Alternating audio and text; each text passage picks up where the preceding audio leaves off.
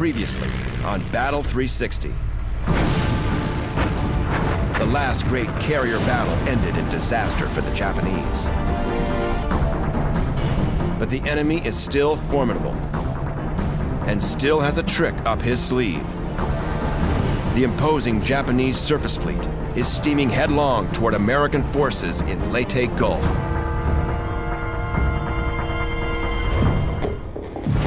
USS Enterprise, a fighting city of steel. She is the most revered and decorated ship of World War II.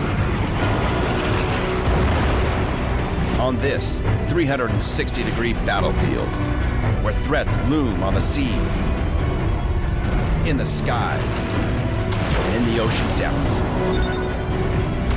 the Enterprise's enemies could be anywhere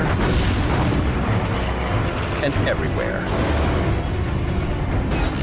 There's nowhere to run when the battle's all around you.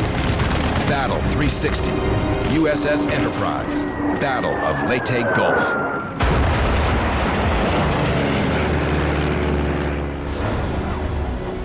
This series is brought to you with limited commercials by the men and women of Enterprise Rent-A-Car.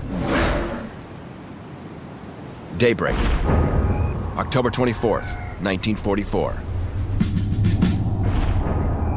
Philippine Sea.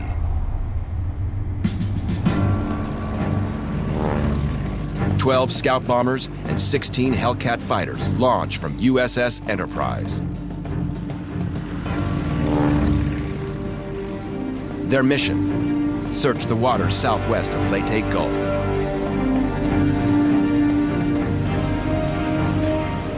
Word has it the Japanese warships are headed for American forces landing on Leyte Island.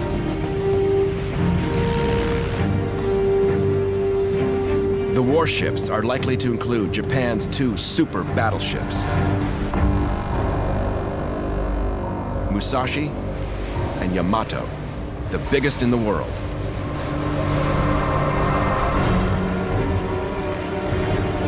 And Enterprise bombers are hoping to destroy them.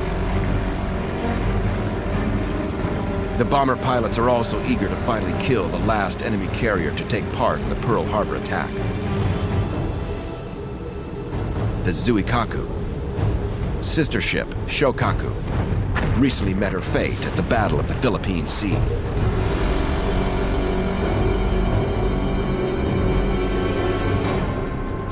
At this point, Enterprise and Zuikaku have seen more combat than any other carriers on either side since the opening of the war.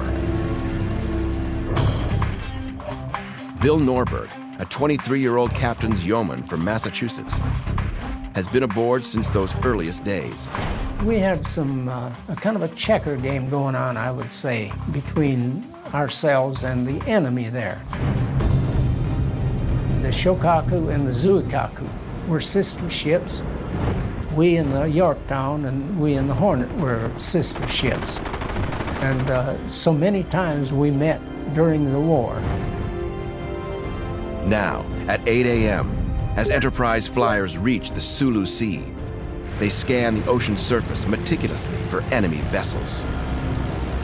Just over an hour later, 15,000 feet below them, the American search group spots what it's been looking for: a Japanese naval task force. No aircraft carriers or super battleships are present, but the task force does include 2 standard-sized battleships and a heavy cruiser. They are picketed by 4 small destroyers, and they're burning north at 15 knots. There can only be one destination for these ships. They're headed toward the beaches of Leyte to kill Americans. Time to make some war. The Enterprise aircraft immediately line up to dive on the Japanese vessels. So the plan here is for the dive bombers to get into a position where they can hit these battleships. The Japanese battleships are the main targets. Meanwhile, the fighter escorts are going to swoop down and strafe these destroyers and cruisers that are escorting these battleships. That way, the cruisers and destroyers will have their fire divided. They won't be able to take on the attacking bombers quite so well. They'll be distracted by the fighter planes. The fighters nose toward the water first, slamming their throttles forward. A sheet of murderous flak, anti-aircraft fire, quickly rises to meet them. These planes encounter very interesting flak coming up from the Japanese fleet. Each ship is firing a different color. So when these flak bursts go off, you have blues and yellows and whites and reds. It's a very interesting scene. The shells from each enemy ship are marked with a different color dye, so the fire from one ship can be distinguished from the fire of another.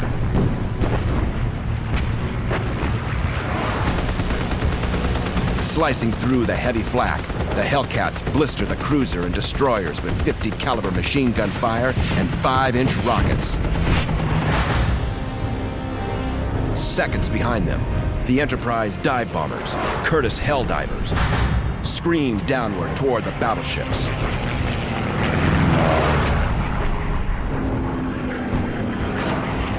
At 2,000 feet, the Helldivers release their 500-pound bombs. They pull out of their dives just above the water and maneuver to avoid the rainbow-colored flak as they make their getaway. Arthur Kropp is a 19-year-old from Michigan. Would go right down treetop level or low, as low as we could. Reason for this being anti-aircraft fire would be diminished quickly because you're out of range quicker. Smoke and fire on the decks of the battleships point to the bomber's success. There are several near misses, but at least 3 of the bombs do make direct hits. So this battle does get some pretty damaging hits on this Japanese force. Even so, neither battleship is out of the action, but the injuries will slow them down. But for Commander Fred Bakatus, leader of the Enterprise Hellcats, this has been a battle-ending encounter. Shortly after the attack, he radios that he's losing oil and that he's ditching. Bakatus faces almost certain death. If the impact of the landing doesn't kill him, he'll be stranded, alone in enemy waters and more than 100 miles from land. His comrades are also still at great risk.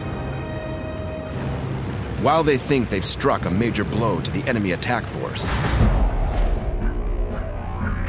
they don't know that a few hundred miles north, a much larger Japanese force that includes the world's biggest battleships is steaming toward the American landing troops at Leyte. And the Japanese have a trick up their sleeve. A deception to lure USS Enterprise and the other big US carriers away from the battle area.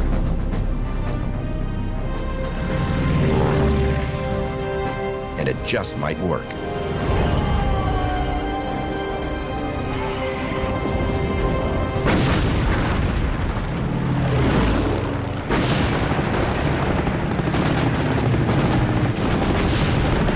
By October 1944, the American and Japanese aircraft carrier forces have been slugging it out for 3 years.